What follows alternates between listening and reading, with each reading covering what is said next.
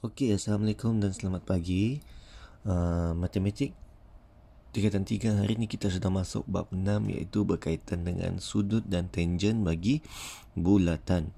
Okey, sebelum kita masuk dalam topik ni, ada beberapa istilah yang penting kamu perlu tahu yang berada di dalam satu bulatan. Okey, bila ada satu garisan daripada bulatan ni, ujung bulatan ni, dan dia bertembung di satu titik pusat, yang ini kita panggil dia sebagai diameter. Kalau ada satu garisan daripada titik pusat kena kepada garisan bulatan ni, kita panggil dia sebagai jejari. Lingkaran bulatan ni kita panggil dia sebagai lilitan. Yang titik tengah ni kita panggil dia sebagai pusat. Kalau ada satu garisan yang mencantum daripada satu mana-mana bulatan tapi tidak kena pada pusat, ini kita panggil dia sebagai perentas. Okey. Dalam bab 6 ni, sudut yang kamu kena tahu, dalam sudut biasanya ada satu segitiga di dalam sebuah bulatan dan ada satu lengkok. Okey, ini kita panggil dia sebagai lengkok bagi ni lah. Lengkok PQR. Okey, lengkok meja. Maksudnya lengkok yang paling besar. Meja ni besar. Lengkok minor ni lengkok kecil. Maknanya lengkok minor yang ni lah. Lengkok meja yang ni. Daripada sini ke sini. Ini adalah lengkok. Sektor ni adalah maksudnya adalah kawasan. Jadi kawasan meja adalah yang ni. Ni semua ni. Kawasan sektor minor adalah yang ni lah, yang berlorek hitam ni. Itu sektor. Okey, sekarang ni sudut. Dia cakap sudut X dan sudut Y pada lilitan bulatan yang dicangkum oleh lengkok yang sama. Maknanya ini segitiga ni. Ni segitiga ni. Ni lengkok dia sama. Lengkok dia sama, mempunyai sudut yang sama. Jadi katakanlah X ni 30 darjah. Y ni pun jawapan dia kamu akan dapat 30 darjah. Sebab apa? Dia dicangkum oleh lengkok yang sama. Okey, situasi yang kedua ni, dia cakap sudut X dan Y pada lilitan bulatan dicangkum. Dicangkum ni dipegang oleh lengkok yang berbeza tapi sama panjang. Okey, yang X ni lengkok ni yang pegang, Y ni lengkok ni yang pegang, tapi sama panjang. Bila sama panjang, sudut dia pun akan sama. Katakanlah X ni 30 darjah, Y ni pun mesti 30 darjah. Okey, itu yang kedua.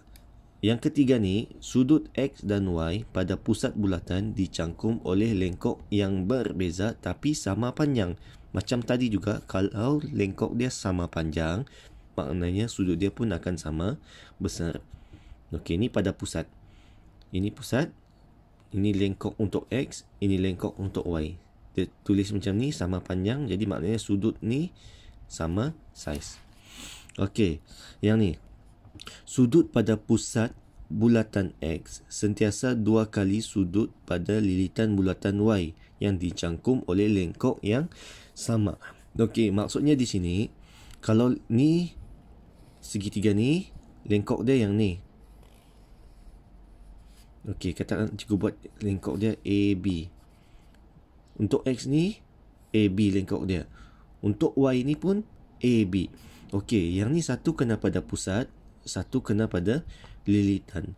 Okey, sudut yang berada pada pusat adalah 2 kali ganda sudut yang pada bulatan ni. Katakanlah, pada lilitan. Katakanlah sudut lilitan ni adalah 30 darjah. Maknanya, sudut pada pusat dia adalah 2 kali ganda. Ini kes dia kalau lengkok dia dipegang oleh lengkok yang sama panjang. Jadi kalau sini 30, ni 2 kali ganda, dia akan jadi 60 darjah. Boleh faham ah? Okey, yang ni. Sudut X ni kalau dicangkum oleh diameter, maknanya bawah dia diameter, automatik yang depan dia di sini akan jadi 90 darjah. Okey, itu nanti semua latihan tu kamu akan nampak bila kita buat satu per satu soalan nanti ya. Okey, nanti kamu buat soalan A dan B. Okey, soalan A ni cari nilai X dalam setiap bulatan yang berikut. Yang ni segitiga ni, Ni segitiga ni dicangkum oleh lengkok yang sama. Kalau sama, situasi dia macam ni. Okey, yang soalan B, cari nilai X juga. Okey, ni ingat macam tadi. Lengkok dia sama panjang. Jadi apa jadi pada sudut dia? Ni pun sama. Okey, ini situasi dia macam ni. Ni lengkok dia 2 cm, sudut dia kamu dapat 25 darjah. Apa jadi kalau lengkok dia jadi 4 cm? Dia umpama ada 2. Sini 2 cm, sini 2 cm. Kalau lengkok sama panjang, apa jadi pada sudut dia di sini? Okey, boleh faham? Kamu main tambah-tambah saja. Jadi, sini X ni kamu akan dapat 50 darjah.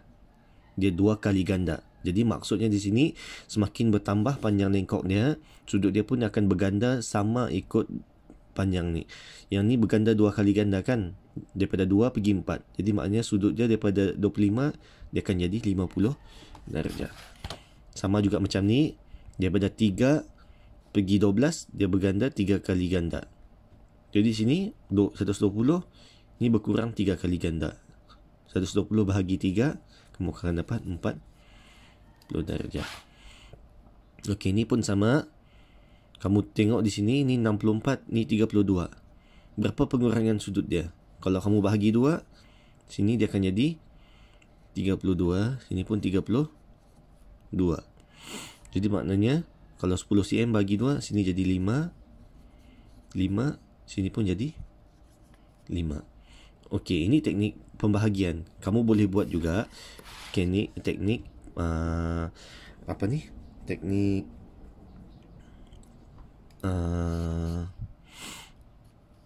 nisbah.